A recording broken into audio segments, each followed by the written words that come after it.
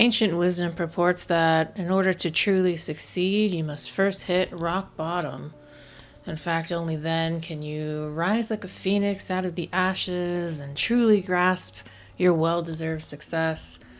Or at least, I think a more regular adage is that once you hit rock bottom, there's really nowhere left to go but up. I'm Kendall, and this is Plot to Print, and this is kind of my story, having nowhere to go but up. So, if you will, rewind with me a few years ago. It's sort of right after the pandemic. We're all sort of crawling out of our post pandemic caves and wondering what just happened to the last year. Everything's really weird. Meanwhile, for me personally, I am 2 books into a new genre that I have quit my regular office job to pursue, to be a full time writer.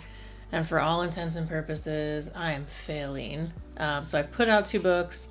I'm definitely in the red when it comes to the time that I've spent writing them, marketing them. As far as time is concerned, if I were to bill myself hours, I would be in the red for what I've actually made off of these 2 books that I put out. So I'm basically failing. And I am just about to the tail end of my 3rd book right now. And so then basically what happened is I suffered my first big loss in this story. And yes, there's going to be more than one loss. But this first big loss, of course, was the loss of someone really close to me. And I'll just say it was a loss of a parent, which was really, really hard.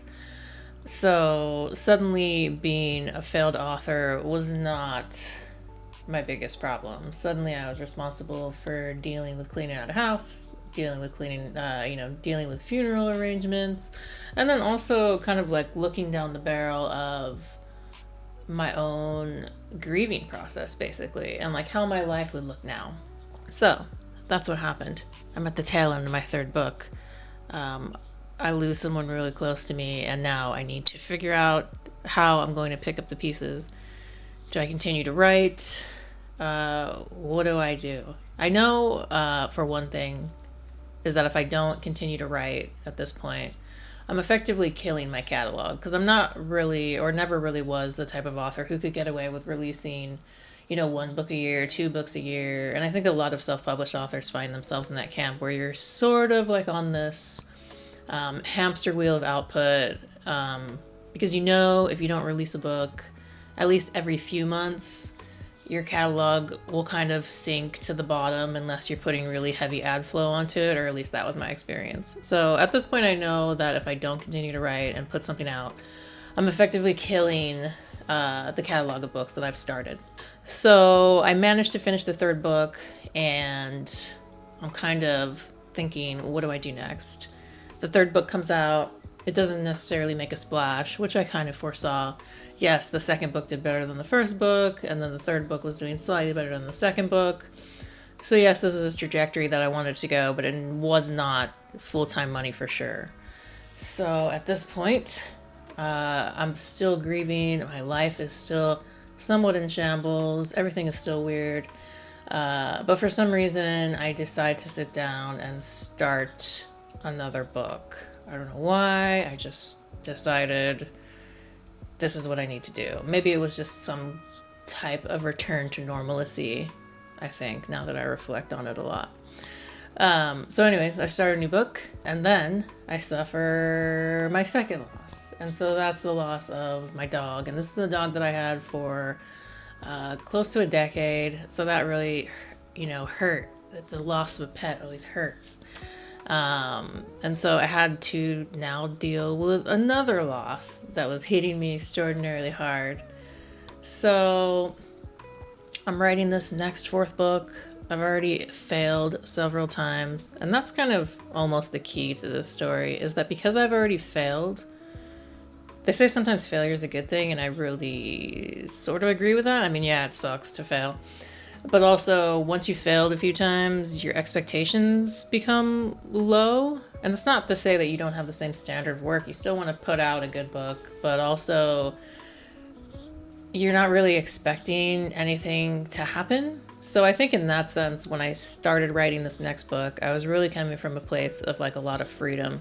And also, I was in a state of mind where I think I really needed to write something that I was going to enjoy writing. So I wasn't so concentrated on, oh, is this going to sell? Is this going to be marketable? Am I hitting, all these type of plot points and genre expectations that maybe, I thought readers were expecting of me?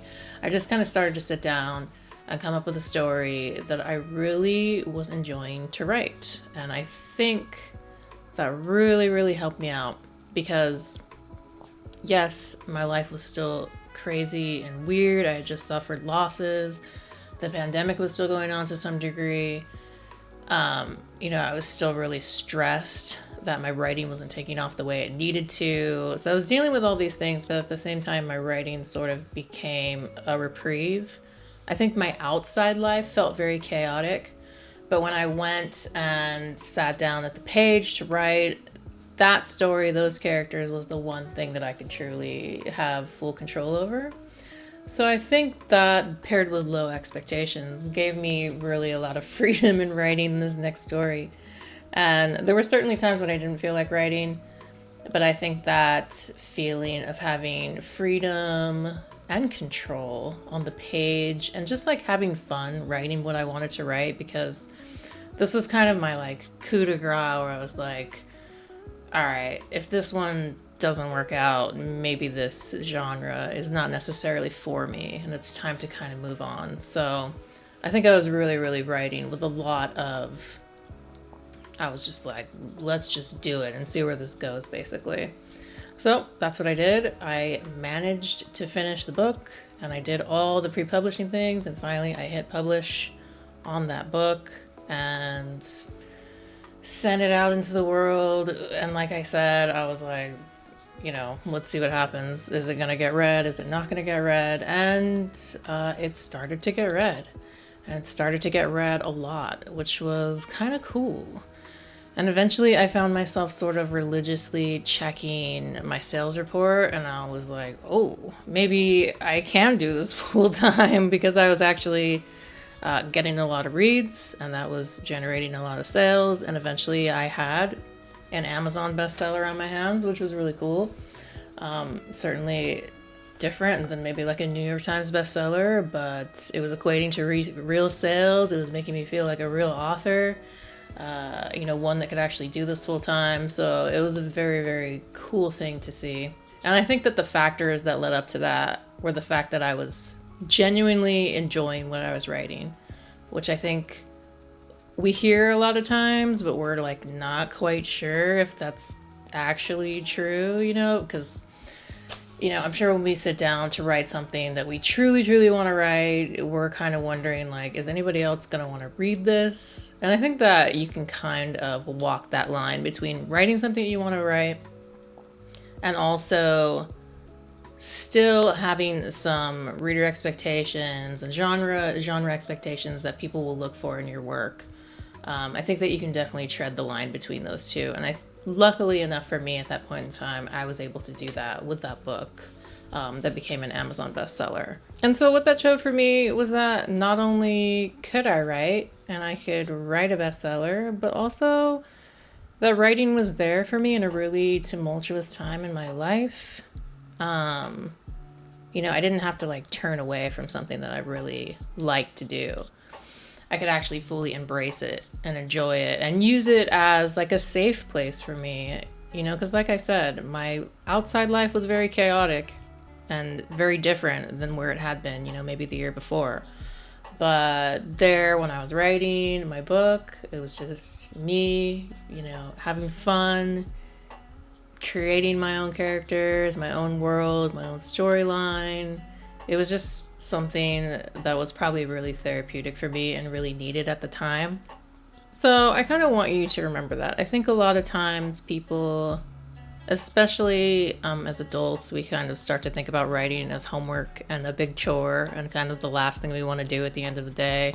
is to sit down at our, manuscripts, maybe it's a computer, maybe it's a notebook, and start writing. But really, if we kind of look at it from the lens of when we first started falling in love with writing, it was because we enjoyed the creativity in it, we enjoyed the freedom, the imagination.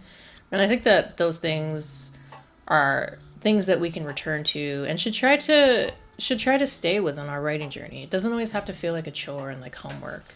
And writing can really be your reprieve away from, things in your life that are going on that aren't as great, which, you know, for me happens a lot. So that's it. And who knows? You never know what you could come up with. You could come up with a bestseller, or you could just come up with something that you're really proud of, or you could just come up with something that you never look at again, but was really therapeutic for you to write. So those are all good things and all good reasons to write. But anyways, that's my personal story about how I took a really hard time in my life and flipped it into something positive. So there you go. Let me know what you're working on down in the comments, and we'll see you on the next one. Thanks, and bye.